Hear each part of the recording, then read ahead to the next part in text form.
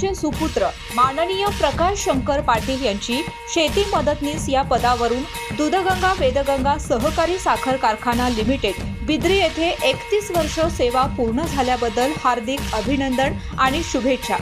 अनेक वर्षांच्या अथक परिश्रमानंतर आता निवृत्तीचा हा गोड क्षण आला आहे। कारखान्यात जसा साखरेचा गोडवा असतो तसाच गोडवा तुमच्या पुढील आयुष्यातही कायम राहो। तुम्हाला उत्तम आरोग्य आणि आनंददायी निवृत्ती लाभो। शुभेच्छुक समस्त पाटील परिवार व मुरगुळ ग्रामस्थ, तालुका कागल, जिल्हा कोल्हापूर।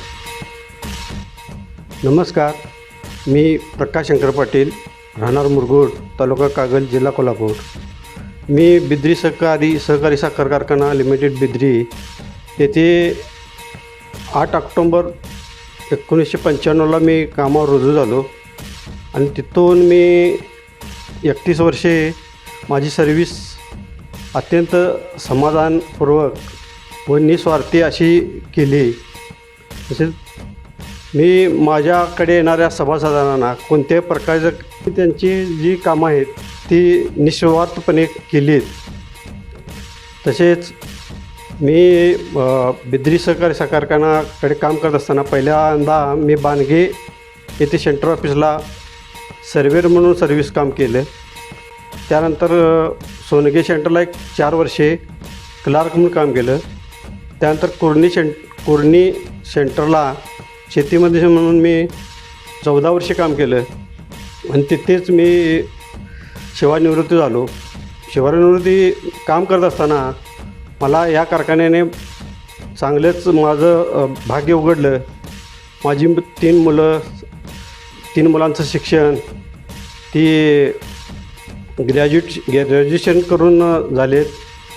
तसंच मी या कारखान्याचे सर्व सभासद, चेअरमन, व्हाईस चेअरमन आणि मित्र परिवार, कामगार किंवा ऑफिसमधील जे साहेब आहेत त्यांनी मला कसल्याही परिस्थितीचं कधीही काही त्रास दिला नाही आणि आनंदात मी 31 वर्षे सर्व्हिस केली आणि मी आता सध्या घरी शेती व्यवसाय करतो आहे।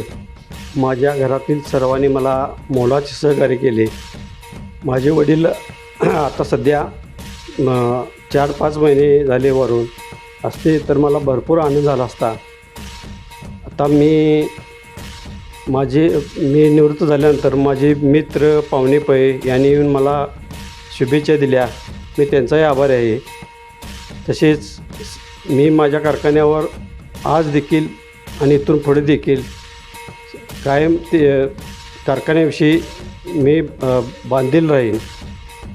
मी कारखान्यासाठी निस्वार्थपणे माझं कारखान्यावर प्रेम आहे आणि इथून पुढे कारखान्याच्या कुठल्याही कामात मी पुढे असेन आणि मी माझ्या कारखान्याला माझ्या पाटील फॅमिलीतर्फे कारखान्याच्या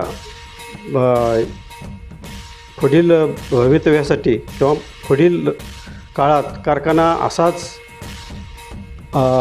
अबाधित राहून त्याचे काम चांगले हो हीच माझी सदिच्छा।